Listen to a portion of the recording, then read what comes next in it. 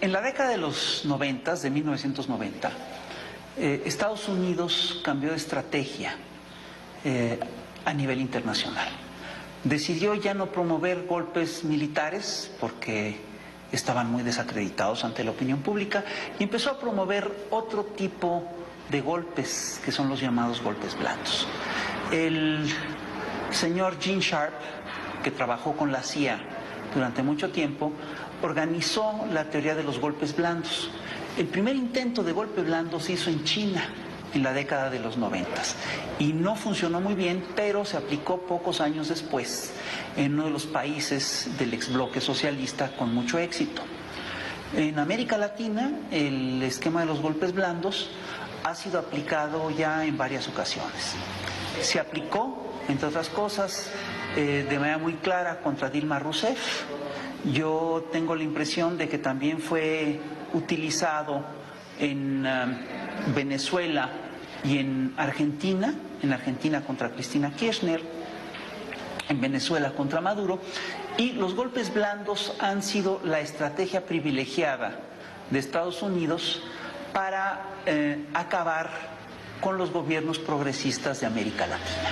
Los golpes blandos son estrategias desestabilizadoras en contra de gobiernos elegidos de manera democrática, orquestadas por corporaciones transnacionales, agencias estadounidenses y oligarquías locales e internacionales para favorecer sus intereses particulares, lo que significa poner en cuestionamiento el orden establecido por el gran capital nacional y extranjero.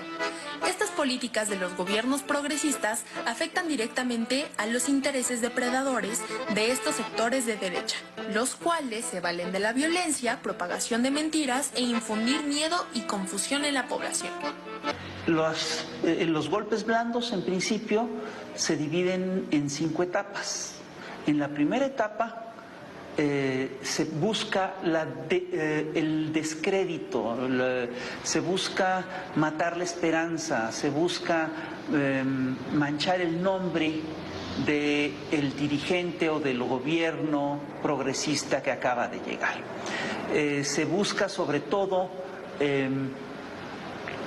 aniquilar la fe en el movimiento y lo que se maneja en este periodo es la idea de que no ha cambiado nada, de que todo sigue igual y para nutrir el golpe blando, esta fase del golpe blando, esta primera fase, lo que se hace es bombardear al público con noticias falsas, lo que se llaman fake news.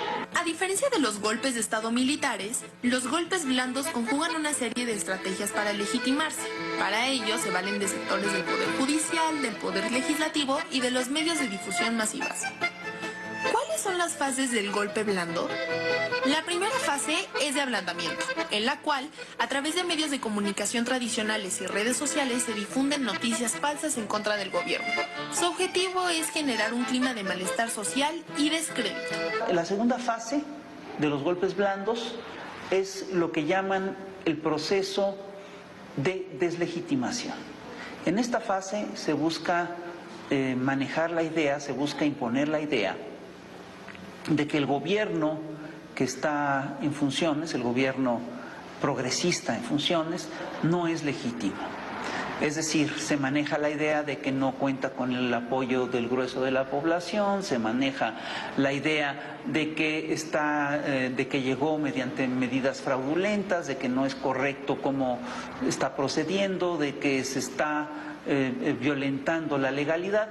Y en esta fase siempre hay un discurso que sigue las mismas pautas.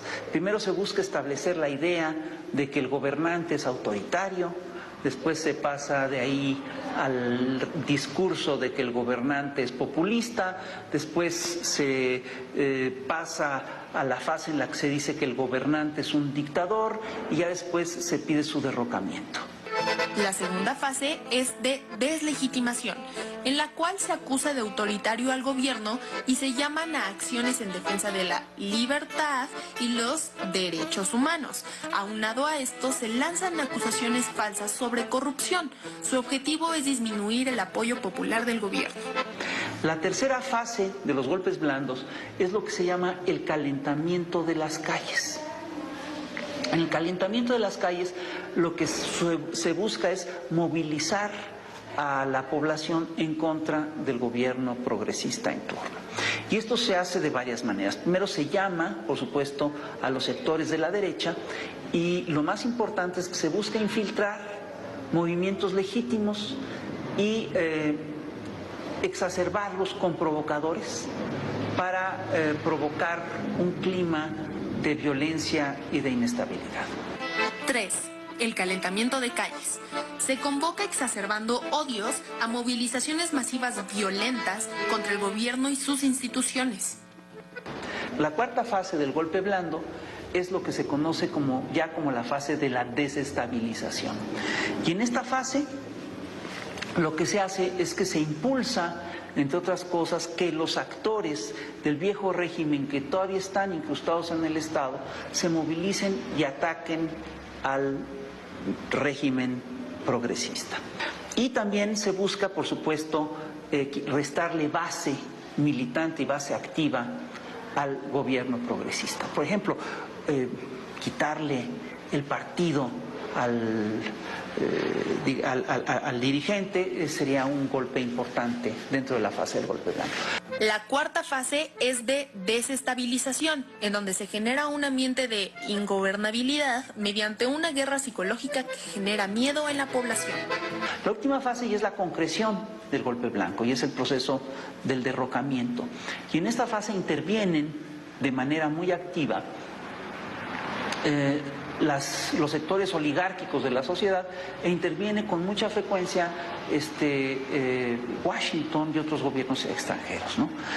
Y en la quinta fase se exige la destitución del presidente con movilizaciones en las calles y se clama por la intervención militar para garantizar el orden. Según Gene Sharp, los golpes blandos pueden ser aplicados de manera ordenada, es decir, primero la fase 1, luego la fase 2, luego la fase 3, luego la fase 4, luego la fase 5, o bien se pueden impulsar todas las fases de manera simultánea. ¿En qué países se han implementado los golpes blandos? Gobiernos democráticos y populares de nuestra región han sido víctimas de golpes blandos. En 2009 en Honduras contra el presidente Manuel Zelaya. Desde el año 2002 a la fecha en Venezuela contra los presidentes Hugo Chávez y Nicolás Maduro. En Ecuador en 2010 y 2016 contra el presidente Rafael Correa.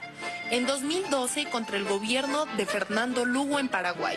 En Brasil en los años de 2010 y 2016 contra Lula da Silva y Dilma Rousseff respectivamente. Y en los años de 2008, 2016 y 2019 contra Evo Morales en Bolivia. ¿Cómo se combate un golpe blando? 1. Mantener la organización y movilización social. 2. Apoyar de manera constante las reformas populares que impulsa el gobierno. 3. Antes de difundir información, es importante cerciorarse que no sea una fake news. 4. Difundir en las redes sociales las noticias verídicas y corroboradas. 5. En tiempos del COVID-19, mantente en contacto con tus círculos de estudio, realicen ejercicios reflexivos y difunde información verídica con tus familiares y amigos. Con estas claves de formación y acción política se podrán contrarrestar los golpes blandos, defender los derechos que ya se han ganado e ir por más. Hay que recordar siempre que las diferencias deben ser manejadas con profundidad dialéctica, con altura dialéctica, para que produzcan síntesis dialéctica y no pobre de aquel que por tener una diferencia de enfoque, de visión o de idea con otro compañero o un grupo con otro, entonces empiezan a verse como enemigos y a atacarse como si el enemigo estuviera aquí. y hacer señalamientos genéricos que a veces rayan en la irresponsabilidad.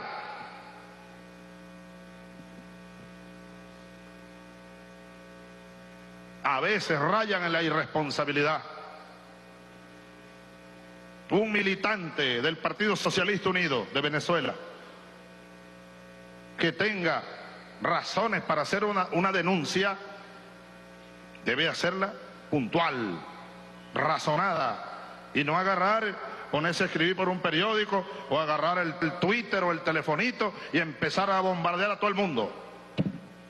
Esa no es una actitud responsable en un revolucionario.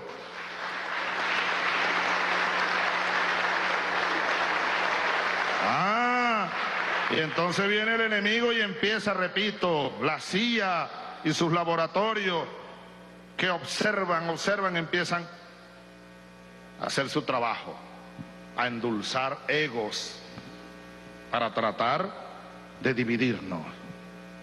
Nuestra respuesta debe ser, compañeros y compañeras, altura, conciencia de la necesidad de mantenernos unidos por encima de nuestras diferencias. Hoy más que ayer, mañana más que hoy, unidos. En este caso, el bloque parlamentario socialista debe ser un solo bloque. Un solo bloque, muy sólido, que debata hacia adentro sus diferencias, sus distintas opiniones, pero tiene que presentarse ante el enemigo unido, unido ante los pitiyanquis, ante los yanquis, ante la burguesía y ante el imperialismo. Aquí, por ejemplo, sería nefasto que alguien, un diputado asuma, no, yo fui electo gracias a un gobernador, me debo al gobernador tal. Aquí nadie se debe a ningún gobernador. Aquí nadie se debe a ningún poder fáctico local. Aquí todos nos debemos a un pueblo, carajo. A un pueblo, no a una facción, ni a un grupito, ni a los que me apoyaron. ¿Sí? Y los que no me apoyaron, entonces no, esos no son míos, eso vaya para el otro lado. No. Unidad, unidad, unidad. Murió clamando Bolívar. Y ahí está la razón fundamental de su tragedia, que no fue solo de él, suya, de un pueblo, de una patria, y hoy sigue siendo nuestra. Una tragedia de siglos y una tragedia de millones, y no solo de venezolanos, una tragedia de un continente. Qué distinta sería hoy la realidad si el proyecto de Bolívar se hubiera concretado.